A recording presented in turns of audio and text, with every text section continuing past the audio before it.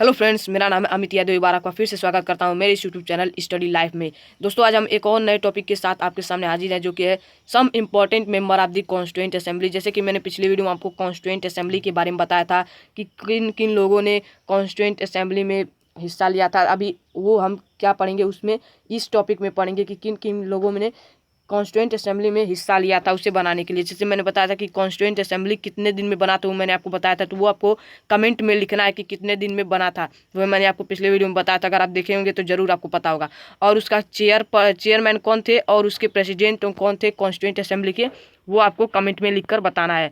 तो जरूर बताइएगा। और कई लोग कमेंट में बार बार कह रहे हैं कि ये मैग्नेट ब्रेन के नोट्स नहीं है। तो ये मैग्नेट ब्रेन के नोट्स बिल्कुल ही नहीं है, ये मैंने खुद नोट्स बनाए हैं। तो अगर आप मैग्नेट ब्रेन के नोट्स के लिए इसे देख रहे हैं तो इसे ना देखें, क्योंकि ये नोट्स मैंने खुद बनाए हैं। तो देखिए, अब स्टार्ट करते हैं इस वीडियो को। तो यहाँ पर देखिए, सबसे पहले जो इंसान थे, जो व्यक्ति थे, वो थे वल्लभ भाई पटेल, जावेर भाई पटेल। देखिए, वल्लभ भाई जावेर भाई पटेल, इतना बड़ा इनका नाम है। आप केवल वल्लभ भाई पटेल याद कर लीजिए, उतने से काम चल जाएगा। वल्लभ भाई पटेल, लेकिन इनका पूरा नाम था वल्लभ भाई जावेर भाई पटेल। तो इतना याद कर लीजिए। जो मैं आप क्या बता रहा हूँ कि मतलब कॉन्स्टिट्यूएंट असेंबली जो हम लोग का था, तो उसमें कौन कौन लोग थे जो कि उसे बनाने के लिए अपने सोच बता रहे थे। तो देखिए, वल्लभ भाई पटेल, जिनका जन्म कब हुआ था, 1875 में उनका जन्म हुआ था और 1950 में उनकी मृत्यु हो गई थी। बोर्न कहाँ हुआ था? गुजरात में उनका जन्म हुआ था और होम मिनिस्टर रह चुके थे, और बाद में वो डिप्टी प्राइम मिनिस्टर भी बने थे। तो ये आपको क्लियर है वल्लभ भाई पटेल का। देखिए, ये इमेज है, आपके बुक में अच्छे से दिया होगा। मैं यहाँ पर इमेज बनाया हो तो अच्छे से नहीं बन पाया है। तो आपको क्या करना है, इसमें याद क्या करना है, एक तो आप याद सकते हैं यहाँ पर इनका कब जन्म हुआ था, इनका कब जन्म हुआ था, यहाँ पर इनका कब जन्म हुआ था वो आप याद कर सकते हैं, और कहाँ पर जन्म हुआ था वो याद कर सकते हैं। एमसीक्यू में पूछा जा सकता है। अब देखिए, जो दूसरे पर्सन थे वो थे अब्दुल कलाम आज़ाद, जो कि एक मुस्लिम थे। और उनका जन्म कब हुआ था? उनका जन्म हुआ था 1888 में से, और 1958 में मृत्यु हो गई थी उनका। कब, कहाँ पर जन्म हुआ था इनका? सऊदी अरेबिया में इनका जन्म हुआ था। और ये एक एजुकेशनिस्ट थे और ऑथर भी थे, और बाद में ये एजुकेशन मिनिस्टर भी बने। यहाँ पर क्या देख रहे हैं कि एक कह सकते हैं एक एजुकेशनिस्ट थे और बाद में जाकर एक एजुकेशनल मिनिस्टर भी बन गए थे। तो ये ठीक है, इनका भी आपको डेट याद रखना, कब जन्म हुआ था, कब मृत्यु हुई थी और कहाँ पर जन्म हुआ था। और देखिए, उसके बाद जो है टीटी कृष्णमाचारी, जिनका जन्म हुआ था 1899 में और मृत्यु हुई थी 1974 में। और कहाँ पर जन्म हुआ था इनका? तमिलनाडु में जन्म हुआ था। जो कि मेंबर ऑफ कमिटी, जो ड्राफ्टिंग कमिटी थी, मतलब कि जो लोग ड्राफ्ट कर रहे थे कॉन्स्टिट्यूशन को, उसके ये मेंबर थे। और entrepreneur and the Congress leader, ये कांग्रेस के लीडर भी थे, और बाद में फाइनेंस मिनिस्टर बने यूनियन कैबिनेट के। तो ये क्लियर आपको। टीटी कृष्णमाचारी कौन थे? टीटी कृष्णमाचारी का जन्म हुआ था 1899 में और मृत्यु हुई थी 1974 में। कहाँ पर जन्म हुआ था? तमिलनाडु में।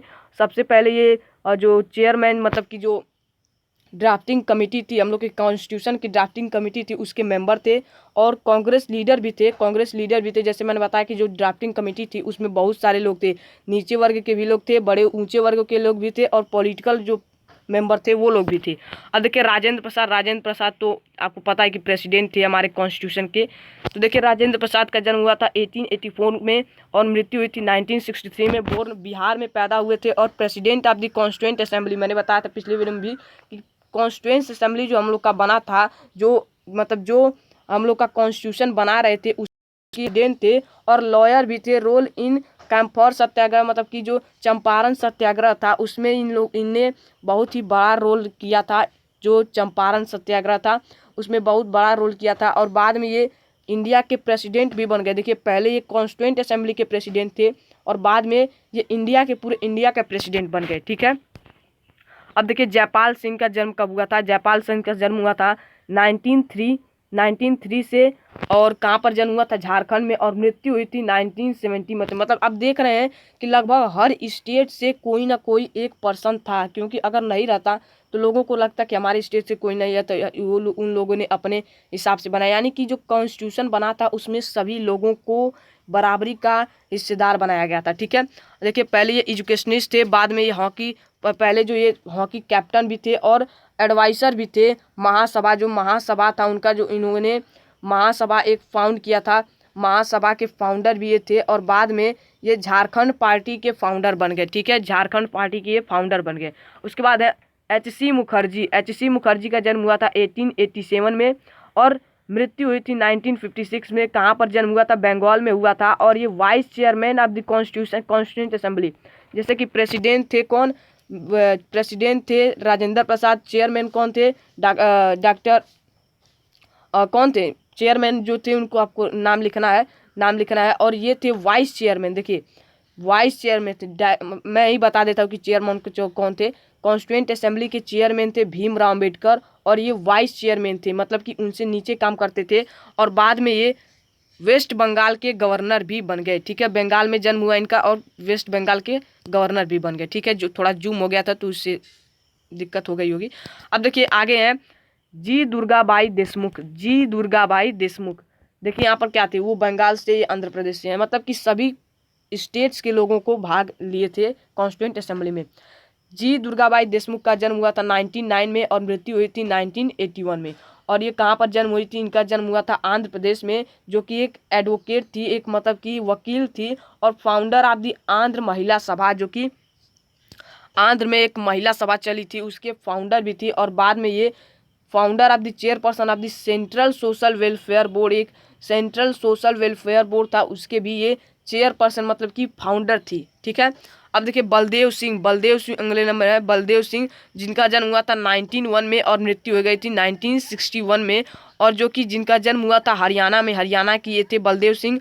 और ये एक इंटरप्रेन्योर थे and leader of the Panthic Akali party, और जो पांथिक अकाली पार्टी थी उसके ये लीडर थे। और बाद में डिफेंस मिनिस्टर बन गए यूनियन कैबिनेट के, ये यूनियन कैबिनेट के डिफेंस मिनिस्टर भी बन गए थे। ठीक है, देखिए जितने लोग भी कह सकते हैं कि कॉन्स्टिट्यूंट असेंबली के में मिले थे, वो लोग बाद में कुछ ना कुछ बन गए। जैसे कि बहुत सारे लोगों को मैंने बताया कि बाद में कोई मिनिस्टर बन गया, तो कोई डिफेंस मिनिस्टर बन गया, कोई एजुकेशनिस्ट बन गया, एजुकेशन मिनिस्टर बन गया। अब देखिए कन्हैयालाल मणिकाल मुंशी, ठीक है, जिनका जन्म हुआ था 1887 में, मृत्यु हो गई थी 1971 में। कहाँ पर जन्म हुआ था? गुजरात में जन्म हुआ था। और ये एक एडवोकेट थे और हिस्टोरियन भी थे, मतलब कि इतिहासकार भी थे। और लिक्विनिस्ट कांग्रेस लीडर, एक कांग्रेस पार्टी के लीडर भी थे। और फाउंडर ऑफ दी स्वतंत्र पार्टी के फाउंडर थे। ठीक है, अब देखिए भीमराव रामजी अंबेडकर को तो बारे में मैंने पिछले ही वीडियो में बता दिया था कि इनका जन्म हुआ था मध्य प्रदेश में। और chairman of the drafting committee, मतलब कि जो कॉन्स्टिट्यूशन बना था उसके चेयरमैन थे। ठीक है, और ये बाद में law minister in the first cabinet of the past independence India, मतलब कि इंडिया जब आज़ाद हो गया तो उसके ये पहले लॉ मिनिस्टर बने। और ये रिपब्लिक पार्टी ऑफ इंडिया के फाउंडर थे। ठीक है, रिपब्लिक पार्टी ऑफ इंडिया के फाउंडर थे। इनका इमेज मैंने नहीं बना पाया है, तो आप समझ बुक में दिया, आप इनका इमेज देख लीजिएगा कैसा है। ऐसे आपने बहुत बार देखा होगा इनका इमेज। अब देखिए अगले जो है वो है श्यामा प्रसाद मुखर्जी, जिनका जन्म हुआ था 1901 में और मृत्यु हो गई थी 1953 में। कहाँ पर जन्म हुआ था? वेस्ट बंगाल में इनका जन्म हुआ था। और ये एजुकेशनिस्ट थे और लॉयर भी थे, और minister for the industry and supply in the इंटीरियम government, जो इंडिया का मतलब कि कह सकते हैं इंडिया का नहीं, जो गवर्नमेंट उस समय सरकार चल रही थी, उस समय जो वहाँ की इंडस्ट्रीज थी तो उसके मिनिस्टर थे, मतलब सरकारी इंडस्ट्रीज के मिनिस्टर थे। और बाद में founder of the president of भारतीय जनसंघ, मतलब कि एक भारतीय जनसंघ का एक फाउंडर, उनके भी प्रेसिडेंट थे, उनके भी फाउंडर थे। ठीक है, जवाहरलाल नेहरू के बारे में भी तो आपको पता ही होगा कि जिसे चाचा कितने लोग कहते हैं। और देखिए इनका जन्म हुआ था 1889 में और मृत्यु हो गई थी 1964 में। इनका जन्म हुआ था उत्तर प्रदेश में। और प्राइम मिनिस्टर, देश के पहले प्राइम मिनिस्टर यही थे, lawyer and the Congress leader. और ये कांग्रेस के लीडर थे और वकील भी थे, advocate of the socialism, democracy and anti imperialism. देखिए सोशलिज्म के एडवोकेट थे, मतलब कि लोगों के बीच में सोशलिज्म का, मतलब कि सोशलिज्म मैंने हिस्ट्री में पढ़ाया होगा, आपको याद होगा तो ध्यान दीजिएगा। सोशलिज्म लोगों में एक तरह से सोशल मतलब कि एकता का भाव प्रकट करते थे। और बाद में ये prime minister of the India, पहले इंडिया के फर्स्ट प्राइम मिनिस्टर भी बन गए। अब है सरोजनी नायडू, जिनका जन्म हुआ था 1879 में और मृत्यु हो गई थी 1949 में, जहाँ इनका जन्म हुआ था आंध्र प्रदेश में। और ये पोएट थी, मतलब कि कवि थी, कवित्री थी। रिटेन एंड पॉलिटिक्स एक्टिविटीज़, और ये जो पॉलिटिक्स एक्टिविटीज़ थी इन्होंने ही लिखी थी, सरोजनी नायडू ने ही पॉलिटिकल एक्टिविटीज़ को लिखा था। और बाद में ये उत्तर प्रदेश की गवर्नर भी बन गई, ठीक है, उत्तर प्रदेश की गवर्नर भी ये बन गई थी। अब देखिए सोमनाथ लहरी, सोमनाथ लहरी कौन थे? सोमनाथ लहरी का जन्म हुआ था 1901 में और मृत्यु हो गई थी 1984 में। और देखिए इनका जन्म हुआ था वेस्ट बंगाल में, वेस्ट बंगाल में इनका जन्म हुआ था। और written and dictator leaders of the common party, later member of the West Bengal legislative assembly. देखिए ये जो थी एक जो सोमनाथ लहरी थे, ये एक राइटर थे, ये कवि थे, मतलब लेखक थे। और ये बाद में जो लेजिस्लेटिव असेंबली था, वेस्ट बंगाल का लेजिस्लेटिव असेंबली, उसके मेंबर बन गए, ठीक है। अब देखिए अभी हम यहाँ पर क्या देख रहे हैं, अभी हम यहाँ पर क्या देख रहे हैं कि यहाँ पर जो हमारा कॉन्स्टिट्यूएंट असेंबली है उसमें कई लोग, बहुत तरह के लोग हैं, मतलब कि कोई कवि है तो कोई एजुकेशनिस्ट है, कोई वकील है, कोई लॉयर है, कोई बहुत मतलब सोशलिस्ट है, कोई डेमोक्रेट्स है, बहुत तरह के हम लोगों को दिख रहे हैं। कई धारा प्रभाव के, मतलब कई तरह की सोच रखने वाले लोगों को अपने कॉन्स्टिट्यूशन बनाते वक्त शामिल किया गया था, ताकि सभी कंट्री के सभी सोच को एक साथ रखकर एक एक कह सकते हैं सकुशल कॉन्स्टिट्यूशन बनाया जा सके। और लगभग हर स्टेट से कोई ना कोई पार्टिसिपेट था। अब इतने ही पार्टिसिपेट नहीं थे, पार्टिसिपेशन करने वाले और भी लोग थे, पर ये कुछ मुख्य लोगों का नाम दिया गया है, ठीक है। आपको इन्हें याद कर लेना, इनके डेट्स को और कहाँ पर जन्म हुए थे। अब अगले वीडियो में हम देखेंगे guiding value of the Indian constitution, मतलब कि इंडिया का जो कॉन्स्टिट्यूशन है उसे गाइड करने का वैल्यू किसे जाता है, ठीक है। तो अगले वीडियो में मिलते हैं। तो एक बार मैं आपको फिर से बता देना चाहता हूँ कि इसमें छोटे जात से लेकर बड़े जात के लोगों तक, पोएट से लेकर राइटर तक, वकील तक, सभी लोगों को, डिफेंस मिनिस्टर तक, सभी तरह की सोच रखने वाले मेंबर्स को कॉन्स्टिट्यूएंट असेंबली में शामिल किया गया था, ताकि एक ऐसा कॉन्स्टिट्यूशन ड्राफ्ट हो सके जो कि बहुत ही बेहतर हो, लोगों के हित में हो। तो चलिए मिलते हैं अगले वीडियो में, धन्यवाद।